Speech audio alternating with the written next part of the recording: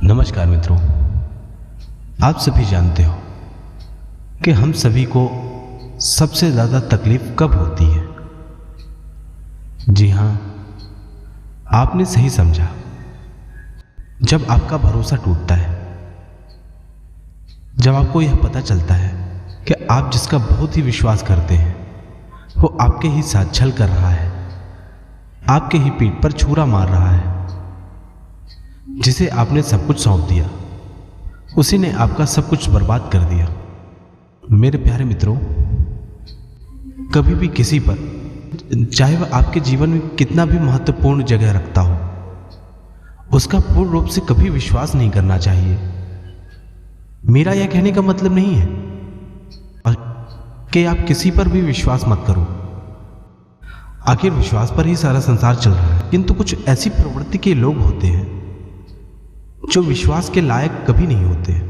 ऐसे लोग कौन होते हैं, ये हम अपनी आज की कहानी में जानेंगे कि विश्वासघाती किस प्रकार पहले आपका विश्वास जीतते हैं, फिर आपके विश्वास को तार तार कर देते हैं। तो आज हम आपके लिए लेकर आए हैं बूढ़े गिद्ध की 12 सीखें। तो आप सभी से निवेदन है, आप सभी कहानी को पूरा सुनिएगा, जिससे आप हमेशा की तरह इन कहानियों से कुछ अच्छा और कुछ नया सीख सकें।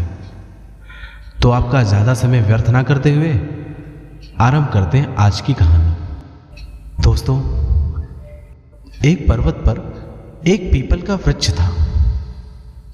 उस वृक्ष में कई पक्षी घोंसला बनाकर रहा करते थे। उसी वृक्ष के ओखले में एक वृद्ध गिद्ध भी रहा करता था। वह गिद्ध बूढ़ा होने के कारण कमजोर तो था ही, साथ ही साथ उसकी आंखों की रोशनी भी जा चुकी थी। उस वृक्ष में रहने वाले सभी पक्षी अपने भोजन में से थोड़ा थोड़ा भोजन उस गिद्ध को दे दिया करते थे। उसके बदले में गिद्ध पक्षियों के जाने के बाद उनके बच्चों की रक्षा किया करता था एवं सभी से अपने जीवन के अनुभवों को साझा किया करता था, जिसके कारण सभी पक्षी उस गिद्ध का सम्मान करते थे। एक दिन उस वृक्ष में एक बिल्ला पक्षियों के बच्चों को खाने के लिए चला आया। बिल्ले को देखकर सभी पक्षी डर के मारे आवाज करने लगे, जिनकी डरी हुई आवाज सुनकर गिद्ध अपनी भारी भरकम एवं गर्जनापूर्ण आवाज में कहता है, कौन है बाहर। गिद्ध की आवाज सुनकर बिल्ले की हवा निकल गई। उसने मन में सोचा कि मैं अपनी लालच के कारण आज कहाँ फंस गया। आज मैं अपने प्राणों की रक्षा कैसे करूं? कुछ नहीं, आज तो मैं अपने प्राणों से हाथ ही धो बैठूंगा। लगता है यहाँ गिद्ध का वास है। अब मैं अपने प्राणों की रक्षा कैसे करूं? हाय राम, कहाँ फंस गया। अपनी जान बचाने के लिए बिल्ली ने तुरंत ही गिद्ध को प्रणाम किया और बोला, महाराज, मैं बिल्ला हूं। बिल्ली का नाम सुनते ही गिद्ध ने चिल्लाना चालू कर दिया और बिल्ली को बोला, अरे मूर्ख, तू यहाँ किस लिए आया है? यहाँ पर पक्षियों के छोटे छोटे बच्चे रहते हैं, तू इन्हें खाने आया है? यहाँ से चला जा, वरना अपने प्राणों से हाथ धो बैठेगा।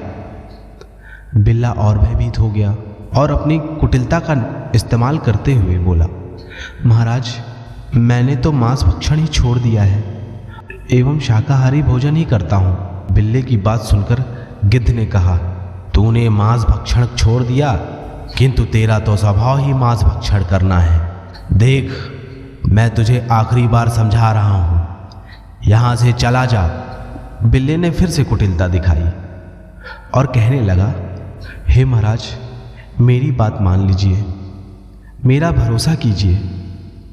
मैं तो यहाँ आपकी शरण में आया हूँ। मैंने यहाँ के पक्षियों से सुना है आप बहुत ही ज्ञानी एवं परोपकारी हैं। सो स्वामी, मैं आपसे मिलने की उत्सुकता में यहाँ पर चला आया हूँ। मैं आपसे ज्ञान की प्राप्ति की इच्छा से यहाँ आया हूँ, आपका दास बनने के लिए। गिद्ध ने कहा, अरे कपटी बिल्ले, तेरी मेरी कभी भी दोस्ती नहीं हो सकती, इसीलिए मैं तुझसे कहता हूं, यहाँ से चला जा। इस वृक्ष की एवं यहाँ पर रहने वाले परिवारों की रक्षा मैं करता हूँ। बिल्ली ने कहा, महाराज मेरी बात मानिए, मैंने मांस का भक्षण करना छोड़ दिया है। अब मैं सद्धर्मी हो चुका हूँ। मैंने अपनी इंद्रियों पर भी नियंत्रण पा लिया है और मैंने सुना है कि अहिंसा ही परम धर्म है। अब मैं सिर्फ अहिंसा का ही पालन करता हूँ। बिल्ली की इस प्रकार की मीठी मीठी एवं कपटपूर्ण बातें सुनकर गिद्ध को बिल्ली पर विश्वास होने लगा और उसने उसे अपना मित्र बना लिया और वह बिल्ला वहीं पर रहने लगा। बिल्ला रोज पक्षियों के बच्चों को देखता और उसकी मांस भक्षण की प्रवृत्ति और तीव्र होने लगी। धीरे धीरे बिल्ली को यह पता लग गया कि गिद्ध तो अंधा है, यह मेरा क्या ही कर लेगा, और रोज एक पक्षी के बच्चे को खा ले। जब सारे पक्षी शाम को घर वापस आ तो अपने बच्चों को घोंसले में ना पाकर दुखी होते। इसी प्रकार जब लगातार पक्षियों के बच्चे कम होने लगे तो सभी पक्षी गिद्ध के ओखले में गए। वहां पर उन्हें अपने बच्चों की हड्डियां दिखाई दी, क्योंकि वहां पर जब बिल्ला रोज एक पक्षी के बच्चे को मारता और खा जाता, अपने बच्चों की हड्डियों को गिद्ध के ओखले में पाकर सभी पक्षी क्रोध से भर गए और गिद्ध को अपने पंजों एवं अपनी चोंच से नोच नोच कर मारने लगे। गिद्ध जब अधमरा हो गया, उसने पूछा, तुम लोग मुझे क्यों मार रहे हो? तभी सभी पक्षियों ने उस पर आरोप लगाया और सारी कहानी बताई। तब गिद्ध को समझ आया कि बिल्ली ने उसके साथ विश्वासघात किया है। गिद्ध ने कहा, मेरी बातों को सुन लो, फिर उसके बाद निश्चिंत होकर मुझे मार देना।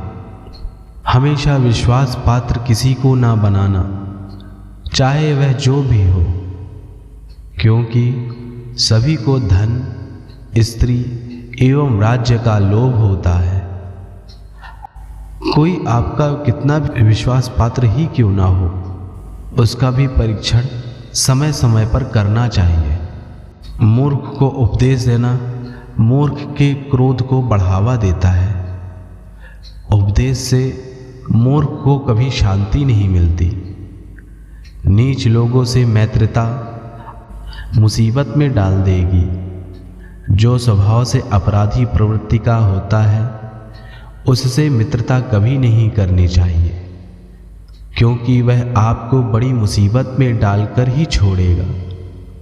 जिस प्रकार उस कपटी बिल्ली का विश्वास कर मैं आज मृत्यु के मुख में खड़ा हूं। कभी भी इन 12 प्रकार के लोगों पर विश्वास कभी ना करना। पहला है धूर्त, दूसरा आलसी, तीसरा डरपोक, चौथा क्रोधी, पांचवा अभिमानी प्रकृति का व्यक्ति, छठा चोर, सातवां एहसान फरामोश, आठवां नास्तिक, नौवां नीच, 10वां हिंसक, 11वां निर्दयी प्रकृति का आदमी, 12वां है झूठा व्यक्ति। और गिद्ध ने वहीं पर दम तोड़ दिया। मेरे भाइयों, कभी भी किसी पर आंख बंद कर विश्वास नहीं करना चाहिए, क्योंकि कभी कभी उनके दुर्गुणों के कारण आपकी भी जान पर बन आएगी। विश्वासघाती व्यक्ति कभी भी यह नहीं देखता कि उसके सामने कौन है। वह अपनी कुटिलता का छुरा आपकी पीठ पर घोंपकर ही मानता है। दोस्तों, कमेंट कर जरूर बताइए कि कहानी कैसी है।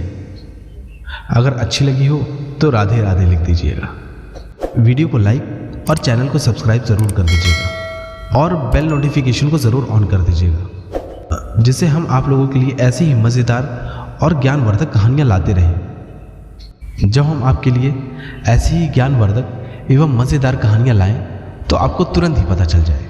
आपका बहुमूल्य समय देने के लिए बहुत बहुत धन्यवाद। राधे राधे। जय श्री कृष्ण। गिरधारी सभी का कल्याण करें।